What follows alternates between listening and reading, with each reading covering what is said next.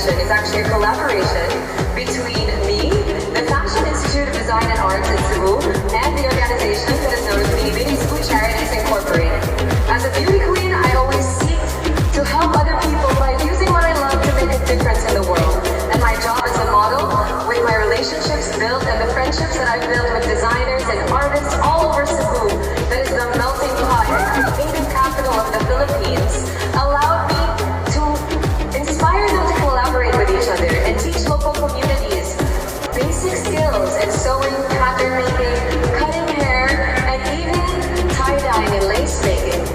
What makes it so meaningful to me is the fact that I get to use the things that I love, fashion, and all of these things that contribute to the world sustainable value. Our village actually currently makes sustainable materials that you can use when you go grocery shopping.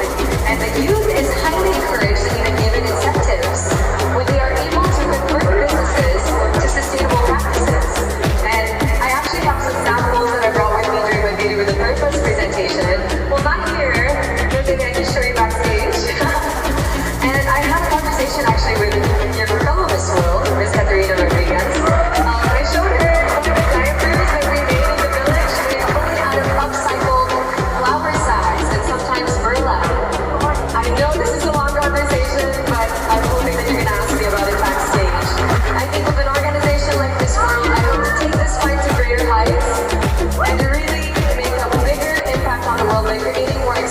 empowered Filipinas. Thank you.